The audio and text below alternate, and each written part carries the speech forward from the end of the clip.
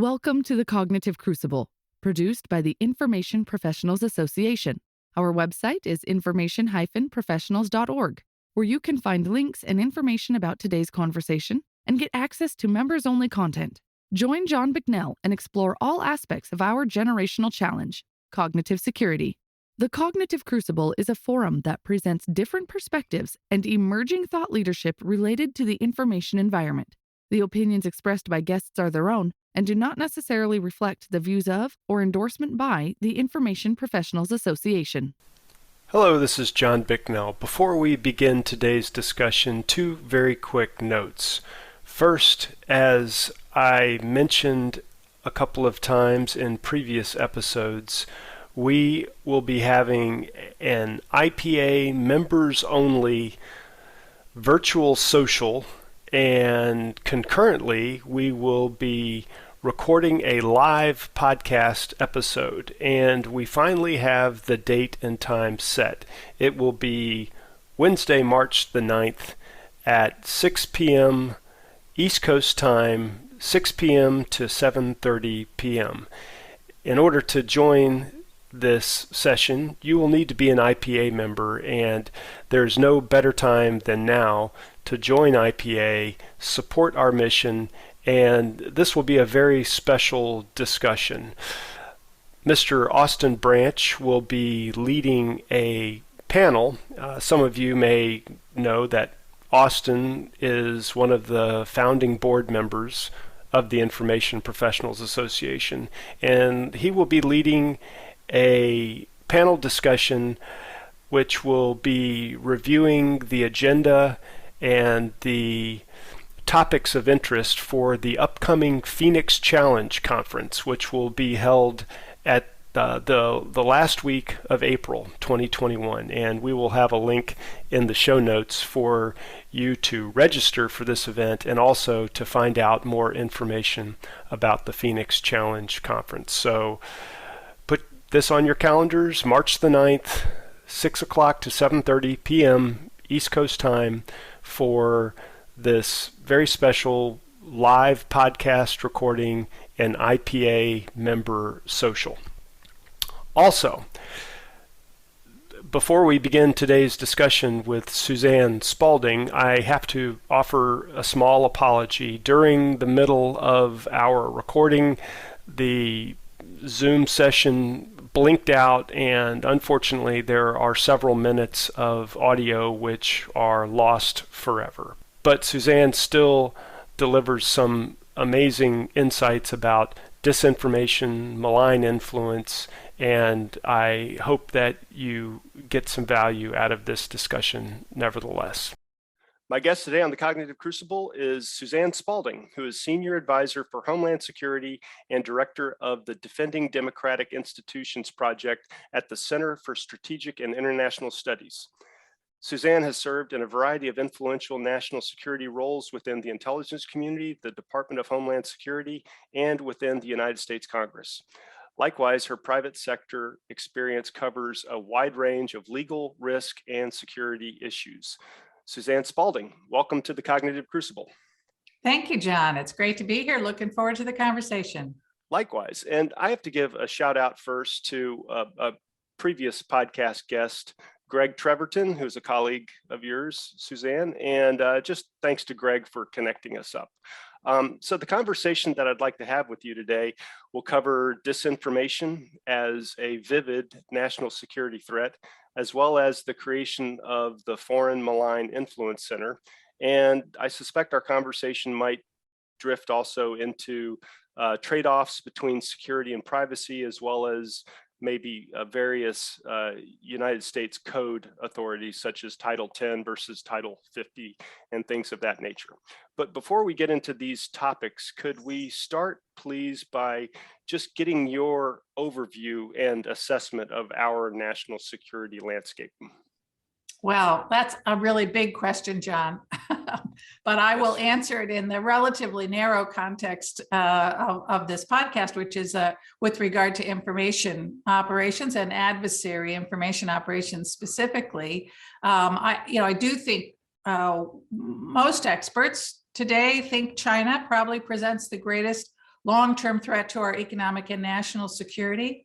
But I believe that Russia is the clear and present danger, and particularly with regard to information operations. And it's obviously not just that we are looking at a potential kinetic activity in Ukraine, the potential invasion of Ukraine by Russia, and the massive amount of information operations around that. But it is really more broadly Russia's concerted, long-term, broad campaign to use information operations, among other malign influence tools, to attack our democracy, to undermine our democracy. And I think that is a very grave threat. And I think in terms of our strategic posture, we are behind on information operations compared to China and Russia. And I was in the intelligence community through the early 90s, and then on the oversight committees in both the Senate and the House Intelligence Committees as staff director. And I've watched, as we really effectively dismantled in many ways our information operations. The concerns as global communications took hold around blowback made it much harder to be robust, to do robust information operations. And I think our recognition that we were going to be more effective if we stuck to the truth also, frankly, makes it more challenging to do big information operations. But I do believe we are getting better. I think we've recognized in the last 10 years or so, certainly since 2016, that we need to up our game, and I think we have. Great, thanks. Perhaps we could do just a quick level set for our audience before getting into misinformation, malign influence, et cetera. So could you give just like a real quick 101 on the categories that you perceive that are related to misinformation, disinformation, and malign influence? Yeah, there are lots of different terms that are used and lots of different definitions for those terms. But for purposes of this podcast, let's say, I'll go with the kind of MDM that my old colleagues at DHS and CISA are using, which is malign influence, disinformation, and misinformation. And really, malign influence is a broad category of which information operations is a piece. And it's it's that broad set of activities, for example, that my former colleague at CSIS, Heather Conley, described in the Kremlin playbook. It is a broad application of national, diplomatic, information, military, economic, business, corruption, and all kinds of capabilities to change the environment and to pursue strategic and tactical objectives in a malign way, right? Coercion, et cetera. Disinformation or information operations are one subset of that. And disinformation is the intentional either creating or presenting or disseminating false information or misleading information in order to mislead and deceive. And then misinformation, which is inadvertent sharing of false information. Yeah, got it. Thanks. So why do you perceive disinformation to be a pressing national security threat? Yeah, well, I can talk through briefly how I came to this conclusion and how I came to be really, frankly, involved in this mission set. Excuse me. I was the undersecretary at the Department of Homeland Security, responsible for cybersecurity and critical infrastructure protection, and what was then called NPPD, National Protection Programs Directorate. It's now CISA, the Cybersecurity and Infrastructure Security Agency. And so I was there in the Obama administration and there in 2016, watching and working, leading the men and women who were working really hard to protect our election infrastructure and seeing what was happening in terms of Russian information operations. But we were cognizant, certainly when I got out in 2017, I did so understanding that what we had seen in 2016 was just part of a longer, broader campaign by Russia, by Putin, to undermine democracy. And I did a little red teaming. I thought to myself, okay, if I were Putin and my goal is to undermine democracy, where do I go next with my information operations? And I thought to myself, what other institution, like elections, is so dependent on public faith and confidence in the legitimacy of the process to accept the legitimacy of the outcome, right? That defines elections, but it also defines our justice system and our courts. Completely dependent on the public's acceptance of the legitimacy of those court decisions to make that whole system work. So I thought that's where I would go next. And as we started looking into it, doing a deep dive, we realized that we were not getting out ahead of Putin on this, that he'd been there for quite some time. And we gathered, sadly, increasing amounts of evidence of Russian information operations targeting the public's trust in our justice system. And we produced a report in May called Beyond the Ballot, which catalogs much of the evidence that we found, primarily in the millions of tweets and many Facebook posts that were released by the platforms in 2017. Their narratives that Russia is pushing, that the Internet Research Agency was pushing, that Putin and Lavrov push, that their propaganda outlets on RT and Sputnik push, often exploiting legitimate grievances and highlighting cases that involve divisive issues like immigration and race. And they portray a justice system that is irrevocably and irredeemably corrupt and broken. And that's the difference between their criticism, if you will, of our justice system and our justice reform advocates. Our justice reform advocates, and even those who march in the streets for racial justice, they are trying to bring about change, to make our systems stronger, to make our country stronger. And we know that's not Putin's goal. So Putin has three audiences. His most important is his domestic audience. His number one goal is to stay in power. His domestic audience, where he wants to convince them that democracy is corrupt and broken and not something to be longed for, right? Liberal Western style democracy is a mess. In areas where we compete around the world for influence, same message. And in the United States, he wants to convince us that our system, our democracy, is irrevocably broken. He wants to rob us of the informed and engaged citizenry upon which our democracy depends. The steady stream of lies is to get us to give up on the idea of truth, right? This post-truth world that Mike Hayden talks about. That's exacerbated by attacks on the courts as arbiters of truth and on the media as authoritative sources of information. I think this is the greatest risk from deep fakes, not that they will convince people of something that isn't true, but that as we debunk the deep fakes, it will convince people they can't even trust the things they see with their own eyes. And they will give up on the idea of being informed. And if you are convinced that the system is irrevocably broken, you give up and disengage. You don't try to change it. Or you take to the streets in violence, picking up on the Russian military doctrine that talks about protest potential of the population, right? So it's a national security threat that it undermines support for our democracy. It's destabilizing. The divisiveness and disengagement makes it harder to mobilize, to address today's challenges at home and abroad.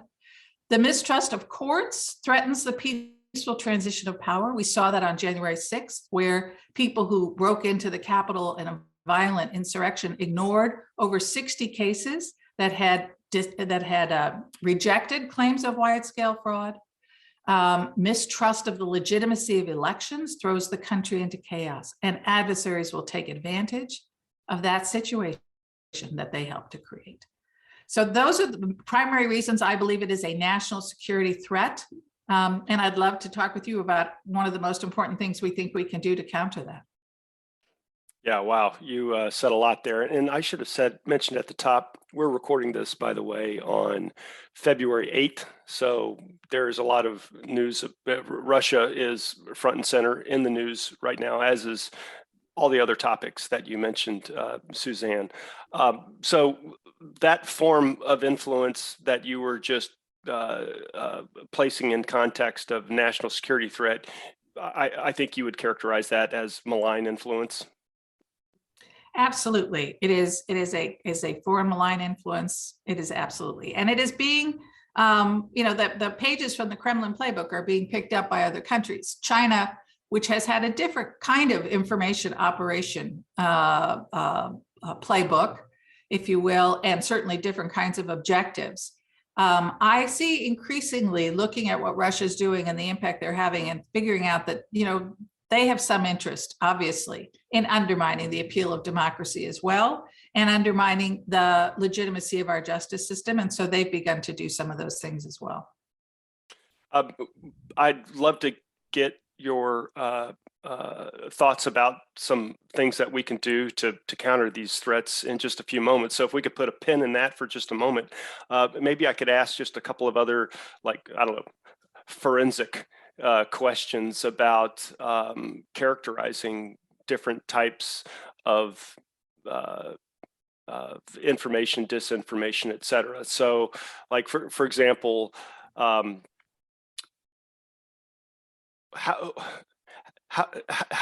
are we coming along, would you say, as far as being able to assess information that is true but otherwise omits something important, and that omission is plays a big part in influencing an audience? So it's like something that's truthful but not wholly truthful. Do you get what I'm asking there? Oh, absolutely, absolutely, and we see a fair amount of this, right? Presenting a completely one-sided story. So one of the propaganda outlets on RT is a show called America's Lawyer. It's hosted by an American trial attorney. And the unrelenting message every week is this message that America's justice system is irrevocably broken, that it is filled with corrupt politicians. Judges are just politicians who wear robes, and that it's it serves corrupt corporations, and the little guy can never get a break. So you can imagine there are a lot of cases that you could talk about on a weekly program that would reinforce this narrative, right? And if you never tell the stories about those cases in which the corporation loses, or the court stands up for minority rights or for the little guy, you can create a misleading narrative, and intentionally so. And in doing that, you are spreading disinformation. So you were quoted recently in an AP News article, and we'll have a link to this in the show notes, which discusses a new capability which is supposed to be coming online called the Foreign Malign Influence Center. And I'm just going to recap for our audience real quick what this article says, so bear with me for just a moment. But according to the article, it says that this center was authorized in the 2020 Defense Authorization Bill and is supposed to be part of the Office of the Director of National Intelligence, or ODNI. And so more than many other areas of focus within the Director of National Intelligence Office, the center would focus on needs of federal agencies and state governments far outside the usual purview of the national security focused intelligence community. Does this comport with your understanding of what this center is and what it's supposed to do? Could you take that in whatever direction you think is productive? Yeah, more or less, John. I think the only thing I would challenge in that description is this notion that these federal agencies and even state agencies are far outside the purview of national security focused intelligence agencies, because I think for years that purview has been significantly broadened, right? And certainly it expanded after 9/11. So states and federal agencies really across the board have been part of the conversation around Homeland Security and national security now for quite some time, and are seen as customers of the intelligence community. And the state election officials are relatively newcomers to this conversation. I was there for the painful birth in 2016 So we don't have to start treading too far into this space where we start running into the trade-offs between privacy and security and the roles of different government agencies.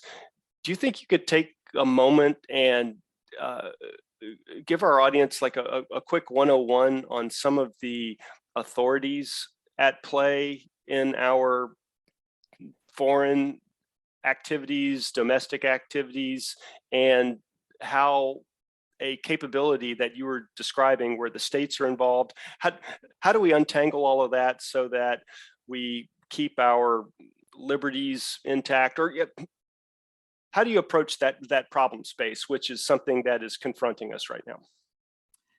Well, again, John, that's a big question.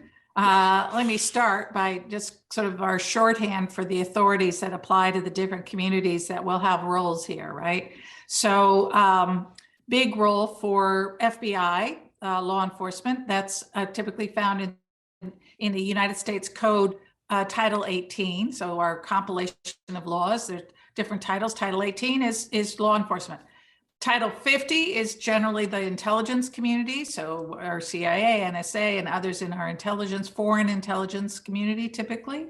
And Title 10 is the military, DoD authorities, and then we have a range of authorities really for the Department of Homeland Security, for example.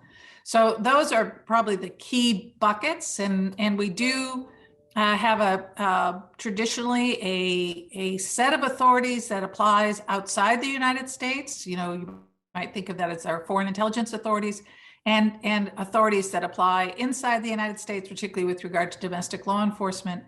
And while we used to have those two things deeply siloed in ways that ultimately were not good for our national security, and we've broken down some of those barriers so that folks can at least share information back and forth appropriately. Those are still important guardrails. Those are still important distinctions, because what we are comfortable having our people, for example, with surveillance authorities doing inside the United States, we have a whole different legal structure in place, legal framework. We have many more decades of experience with regard to applying it inside the United States through our courts, used in law enforcement, et cetera. Different from the kinds of authorities we are comfortable giving our intelligence community to use on non-US persons overseas outside the United States. And while I think a lot of those distinctions bit by bit are being re-examined, I think it's still at this point an important distinction. So that will come up, and I think it is relevant for this Foreign Malign Intelligence Center, Information Center, because I think it should focus on foreign activities. And I think if it scopes its activities properly, we can avoid a lot of the challenges and problems that people potentially foresee as we wade into disinformation and countering disinformation and information operations generally. I see.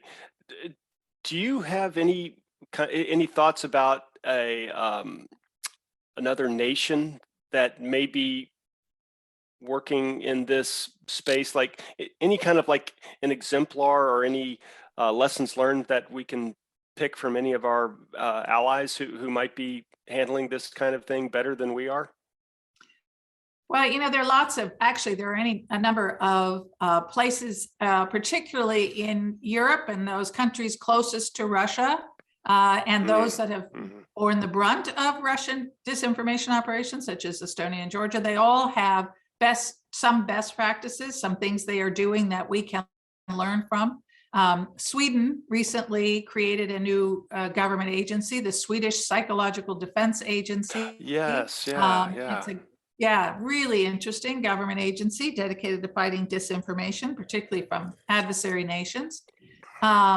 Interestingly, it's got a staff of about 45. I know this is a big issue with regard to our Foreign Malign Influence Center. How big should it be?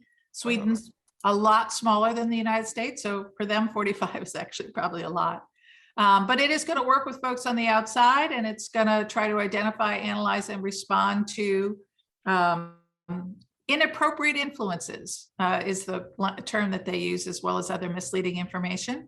But again, with a focus on foreign adversaries and building psychological defense, so building public resilience to resist influence campaigns and disinformation. And this is the same conclusion that we came to in the work that we did at CSIS around Russian information operations and adversary information operations undermining democracy, that we need to build public resilience against the content even as we work, even as we work on the techniques, work with the platforms, work on studying and understanding the techniques that Russia, for example, is using, and the cutouts and the ways they're laundering information using domestic voices, et cetera, we need to ultimately recognize that we are never going to eliminate malign influence operations, disinformation, and we have to build public resilience against the content of that messaging.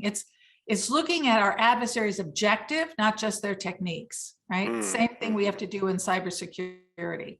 What is Putin trying to achieve? He is trying to undermine public trust in democracy. He's trying to get Americans to disengage because they think it's hopeless. So how do we counter that?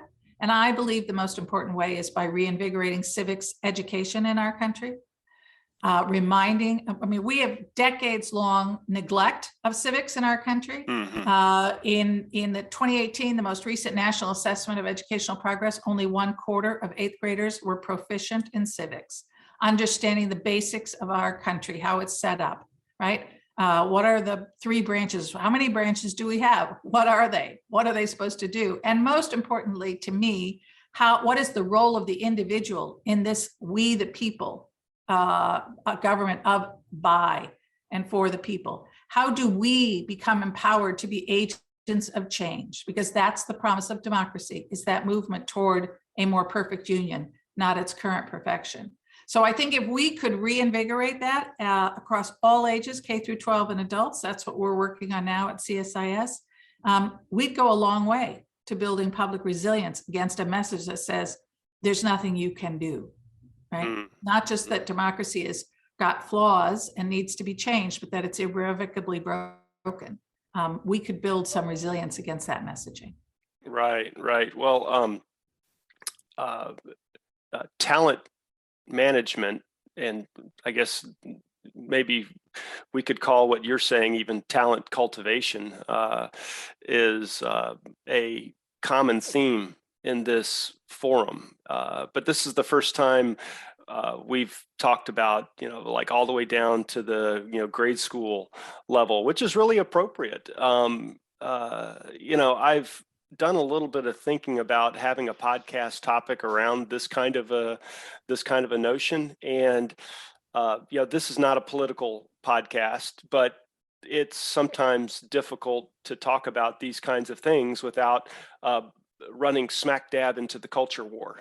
And so have you and your colleagues thought about how to navigate this fraught topic in the context of people who have different perspectives on what civics education means? We absolutely have. We've had to, of course. You would think that teaching Americans about the fundamentals of how our system is set up and how it's supposed to function and their role in democracy would be pretty safe territory, right? And actually, I think it still is. I actually think it is. If you look at the Congress, as dysfunctional and polarized as it is, the remarkable thing is that legislation has been introduced in the House and the Senate to reinvigorate civics education, the Civics Secures Democracy Act, that has bipartisan support, bipartisan sponsors in both the House and the Senate for reinvigorating civics education. I think obviously, it's a challenge for civics teachers as they start to get into some of the content in these civics classes. But if you remember that we are a federalist system, that the content of these classes is set at state and local levels. And if you care a lot about what that content is, then you become active and engaged at that level about what that content is. But the idea that we need to teach those fundamentals, those 3 branches, what they are, what they do, that we have a federalist system, and what is the role of individuals in holding our institutions accountable for living up to our aspirations and moving us toward that more perfect union. I think there is broad consensus around the need for all Americans to understand our democracy and to value our democracy, again, not because it's perfect, but because it is susceptible to change. And that brings in the folks who want to be rah-rah supporters of, we're great. as well as those who, want to remind us of the ways in which we could be so much better, we can come together around this idea that either way, you have to understand what our democracy is about, that it is under attack, that it must be defended, and that it is worth defending. Again, not because it's perfect, but because it can move toward more perfect union.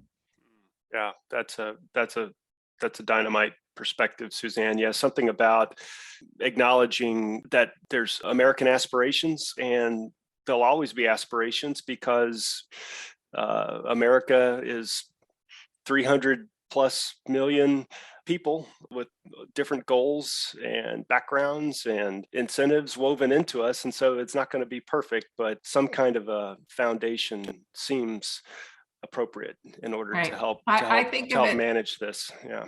I think of it sometimes as, on our very best days, we will move halfway to the goal, to the goalpost. That's right. That's right. Line. That's always right. Halfway, which means you never get there. But that's right. I think mathematically that's actually a proven mathematical theorem. I forget what it is. I've got a policy never to do math in public, but I do believe that's a proven thing. Well, with that, you've given us a lot to think about, Suzanne. And so, Suzanne Spaulding, thank you so much for being a guest on the Cognitive Crucible. Thanks for having me, John. The Cognitive Crucible is the only podcast dedicated to increasing interdisciplinary collaboration between information operations practitioners, scholars, and policymakers. To find out more about the Information Professionals Association, visit us at information-professionals.org. Please support our podcast by giving us a 5-star rating and leaving a review.